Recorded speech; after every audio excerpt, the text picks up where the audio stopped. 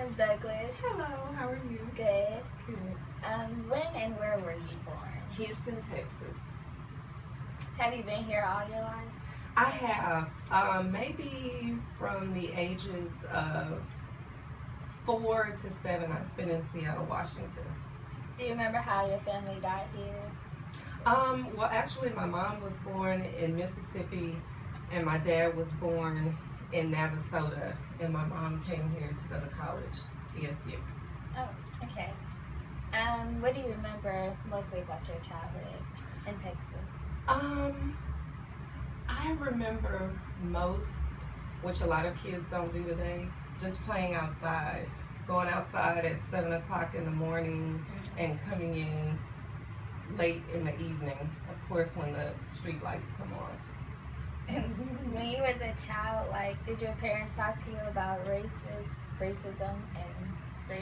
You know what, actually, I grew up in a single parent household with just my mom, and so my mom just always instilled in us to treat everyone fairly and, just always try to keep a level head, treat people as though you want to be treated, but we were never taught to exclude anybody because of race, origin, or preference of any kind. We were always, just taught to treat anybody fairly, but we never had really any specific talks about racism. Okay. Any notable moment in American history that you recall? It may sound cliche, but when Barack Obama became president, okay, just a difference in the dynamics of politics. How did you respond to that? I was kind of torn because I think he became president at a time where there was a lot of cleaning up that was necessary, and so I don't think he really had a time to shine. He experienced a lot of backlash for things that he really wasn't responsible for. The things Bush did.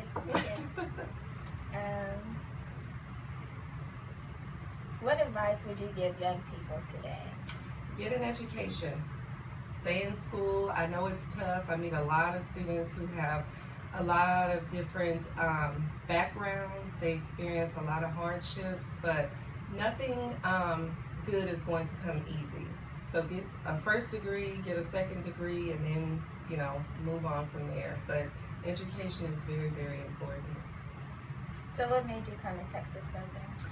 Well, I was a mama's girl, and I had intentions of, following some of my friends and going off to other schools, and she convinced me to stay here. I had plans on going into the military, and she just wanted me nearby, so Texas Southern was the option that I had.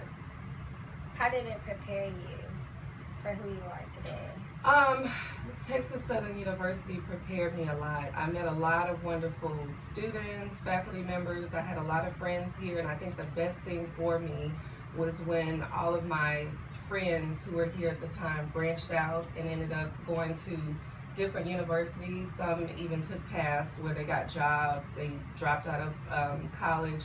But the best thing was for me to be here alone and establish my own identity, get a certain sense of independence, and the department, the English department, was wonderful. I had wonderful mentors that were very supportive and helpful, and once I finished undergrad, I was strongly encouraged by my mentor at that time to get into the graduate program, so I did, and it afforded me the opportunity to still be here today. So did you always want to be an English teacher? That was your major? I don't think so. That was not my path. I knew that the right thing to do from my mother and family members to go to college, but I think I had this dream of maybe someday being a writer. I think that's the path that I had, but I wouldn't change the experience of being an instructor for anything else.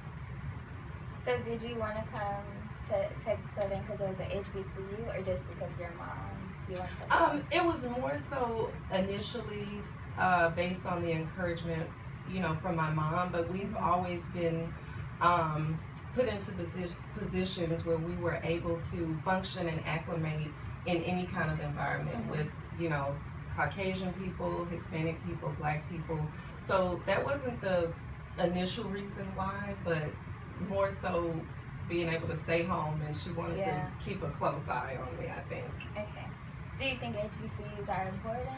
I think HBCUs are important, but I also feel that students should have the opportunity to branch out and experience other environments. So maybe if you seek your undergraduate degree at an HBCU, then you should, try to branch off and, broaden your horizons and kind of experience other schools.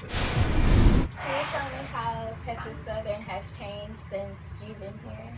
Oh, wow. Just the physical aspects, I think, of the campus have changed.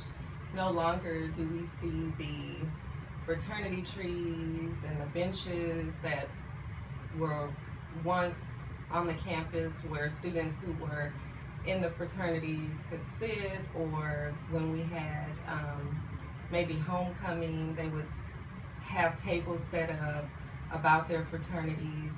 I think the student dynamic, the student body has also changed. I don't see the sense of unity amongst students that was there when I was here. To me, students are more, and cliques have always existed, but I think students seem a little more, how can I put it? They seem shy and afraid. Like they don't interact with each other. They do not. And I strongly encourage interacting, and I do a lot of that in the classroom, but I wish students were more self-directed and more motivated to interact with students. I notice sometimes the athletes, congregate with the athletes, and I just wish we can get that sense of togetherness back that we once had. Like they only stay in their little place. They don't go and talk to other teams and stuff like that. Yes, and I don't see, or sometimes I hear students complaining about their roommates, or I didn't get a chance to meet this individual before coming to school. So I think the university has to take a lot of responsibility in how they set students up, because where you live has a lot to do with how you perform on campus, how you perform in the classroom. So if you are in an environment that's not conducive to that, it has a huge impact on how you, has a huge impact on students academically. So I think the campus has really changed, and not only for the negative. I know that the campus has been, beautified. We have new buildings. We have different things to enhance the campus, but just the sense of community, I think, has kind of diminished a little bit. Do you think that faculty could help with that? Oh, I absolutely do feel that faculty can help with that. When morale is up, people are more willing to participate in activities and join in during things like homecoming and the games and things like that, but I don't think we offer students that support like we used to. So I think that plays a lot in that. That's a very good question.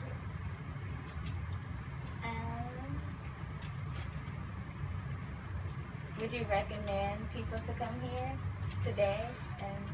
I would. I find it very offensive. We, get a lot of negative media attention, but we never hear about the positive aspects and the positive things that TSU has to offer. And what people have to understand is that TSU is an institution.